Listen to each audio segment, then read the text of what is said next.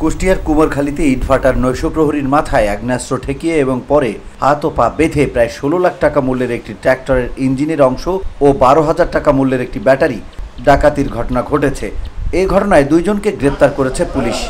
আসামিরা হলেন উপজেলার শিলাইদহ ইউনিয়নের জুরালপুর গ্রামের মানিকের ছেলে মোহাম্মদ রমজান ও নন্দলালপুর ইউনিয়নের বুজরুক বাখুই গ্রামের ওয়াহিদুজ্জামানের ছেলে মামুন হোসেন।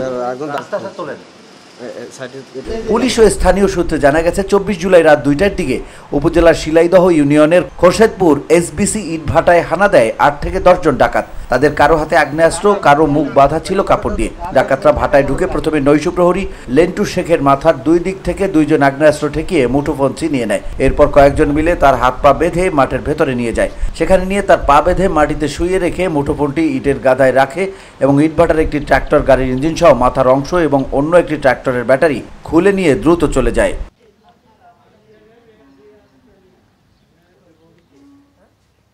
দৌড়া গেছে ওই মেশিনের কাছে, এখানে এসে দেখতেছি যে আমার হচ্ছে ওই ট্রাক্টরের মাথাটা নিয়ে গেছে আর এইটার হচ্ছে বগিটা ইটা মাথাটা উঠানো, ব্যাটারিটা খুলে নিয়েছে।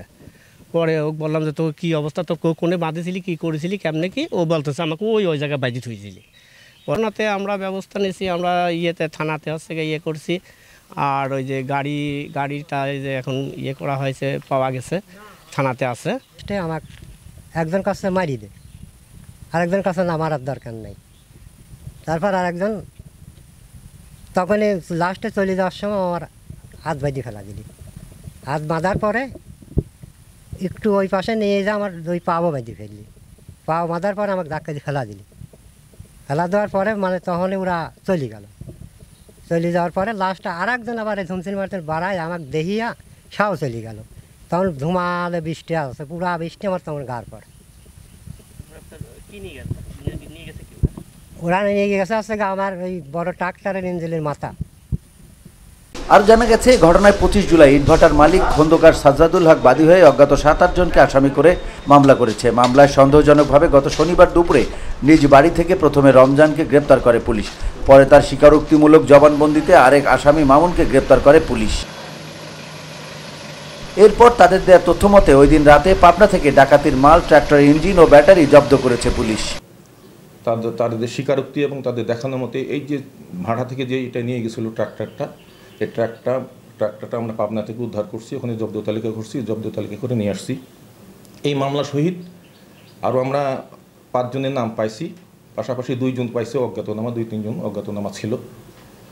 ইতিমধ্যে আসামিদের ব্যাপক জিজ্ঞাসাবাদ করে তারা এই কথা স্বীকার করছে, এই ঘটনার কথা স্বীকার করছে। তাদেরকে ফৌজদারি কার্যবিধি ১৬৪ ধারায় বিজ্ঞ আদালতের স্বীকারোক্তিমূলক জবানবন্দি প্রদান করবে মর্মে আমাদের কাছে বলায় আমরা আদালতে তাদেরকে প্রেরণ করেছি। তাদের স্বীকারোক্তি পরবর্তীতে আইনানুগ ব্যবস্থাকরণ করা হবে এবং অন্যান্য পলাতক আসামি যারা আছে তাদেরকে আমরা গ্রেপ্তারের চেষ্টা করছি। আচ্ছা, মোট কতজন মিলে ওখানে তারা ছিলেন?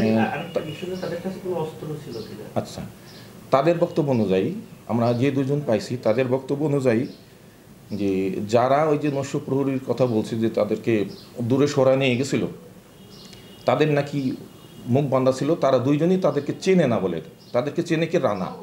আমরা রানাকে জিজ্ঞাসা করতে পারলে এটা বিস্তারিত জানতে পারবো। তবে সাক্ষী যে ছিল অর্থাৎ নৈশ প্রহরী, সে বলছে যে আমাকে অস্ত্রের মতো কি যেন ঠেকাইছিল, এই জিনিসটা।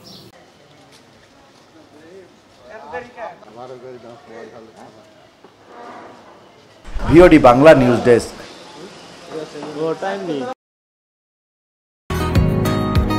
বসুন্ধরা, উত্তরা, বনশ্রী, কুড়িল ও বাড্ডা সহ রাজধানীর বিভিন্ন স্থানে অভিজাত ও অত্যাধুনিক মানের ফ্ল্যাট কেনার এক নির্ভরযোগ্য প্রতিষ্ঠান প্লেজেন্ট প্রপার্টিজ লিমিটেড।